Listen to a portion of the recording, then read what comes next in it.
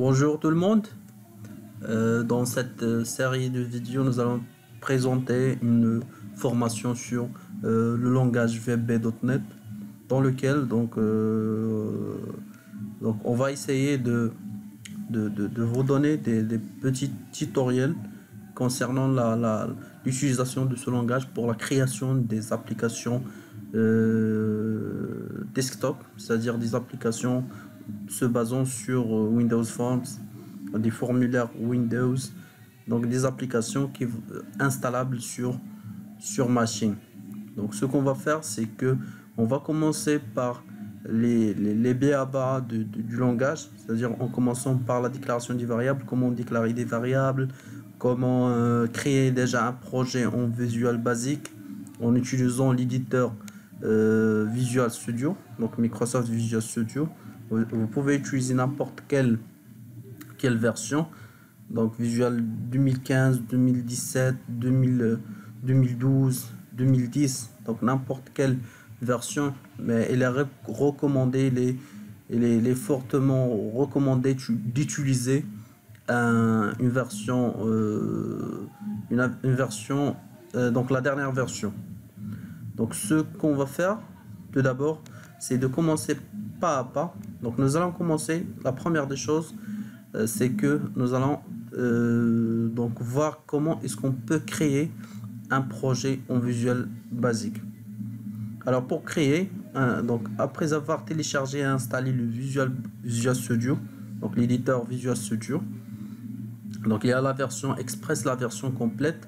Donc la version Express, elle est disponible sur internet, vous pouvez la télécharger. Il ne contient pas de assez, donc une grande taille, donc c'est pas très grand, mais il est limité, c'est-à-dire les fonctionnalités que vous trouverez dans la version Express ne sont pas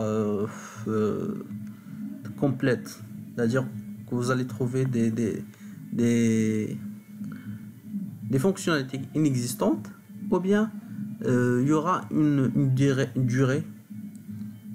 donc dans laquelle vous allez être obligé de passer à la version complète, c'est-à-dire en achetant une licence. Alors la première des choses, pour pouvoir créer un projet en Visual Studio, donc fichier, nouveau, projet, nous allons créer un projet, donc new project, nouveau projet.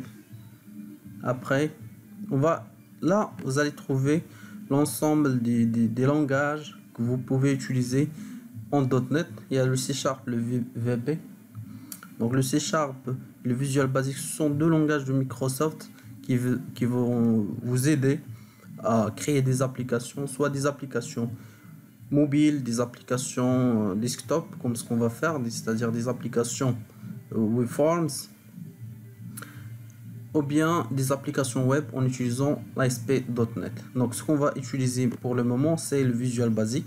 Donc Visual Basic, on va utiliser ou bien créer une application Windows Forms. Il y a plusieurs types d'applications qu'on peut développer à l'aide de ce langage, parmi lesquels on trouve le WPF. Aussi, c'est un langage, aussi une sorte d'application utilisant le Visual Basic qui permet donc de créer des applications desktop.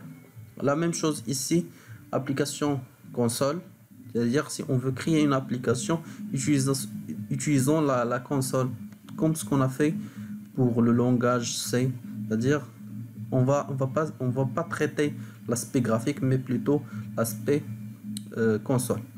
Donc ce qu'on va utiliser comme application, c'est des applications Windows Forms qui vont nous aider à créer des applications desktop, c'est-à-dire installables avec une interface graphique. Donc on choisit application Windows Forms, on choisit un emplacement, par exemple je choisis l'emplacement E et je donne un nom à mon application, par exemple Tito 0, c'est-à-dire le premier Tito 0, donc VB. En VB, ok. Là, vous allez voir qu'on va donc qu'un ensemble de fichiers vont être créés qui concernent notre projet. Ces fichiers vont nous aider à donc avoir une structure de notre projet. Alors, ce que je vais vous dire dans cette formation ou bien de ces tutos, c'est que on va se limiter à la programmation événementielle, c'est-à-dire on va pas traiter l'aspect console. D'accord? Donc l'aspect console, donc on a assez travaillé sur le langage, avec le langage C, sur l'aspect console, donc printf, scanf et ainsi de suite. Maintenant, on va travailler avec une application réelle, des applications réelles, c'est-à-dire quand je clique sur un bouton, je fais une action, je fais un événement. C'est pour cela on l'a appelé la programmation événementielle. Donc programmation événementielle, c'est-à-dire c'est une programmation qui se base sur des événements. Quand je clique sur un bouton, ça va générer un événement. Quand je coche une checkbox, une case à cocher, donc c'est un événement et ainsi de suite. Alors, donc voici l'interface que vous aurez une fois que vous créez un projet en utilisant le Visual Basic. Donc ce projet donc va contenir ici des fichiers. Le fichier app.config qui contient la configuration de l'application, de votre application, c'est un fichier XML. Donc on va pas s'intéresser à tout ça. La deuxième des choses, c'est la référence. Référence, c'est l'ensemble des références dont vous aurez besoin dans votre application. Parmi ces références, ou bien les références là, ce sont les bibliothèques que vous allez utiliser.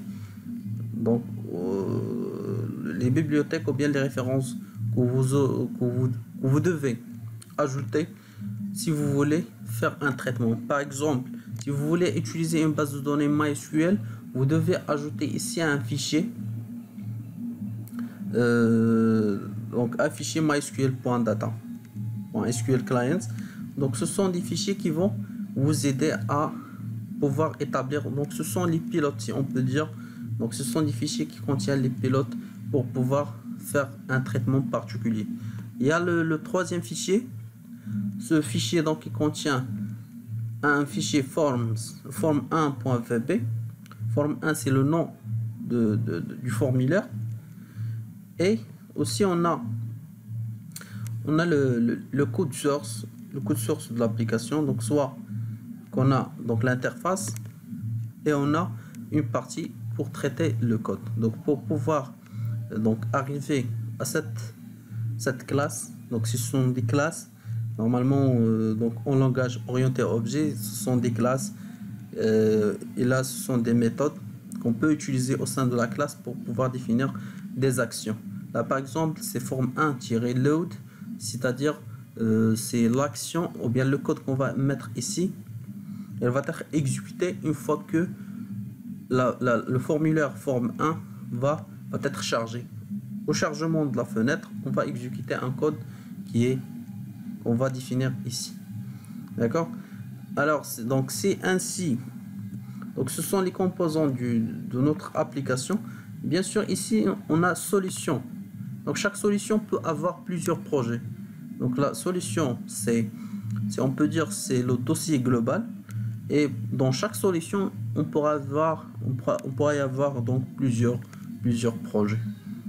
Donc ce qu'on va faire pour la suite, c'est on va voir comment est-ce qu'on peut créer des variables, déclarer des variables, des fonctions et ainsi de suite pour pouvoir entamer rapidement donc la partie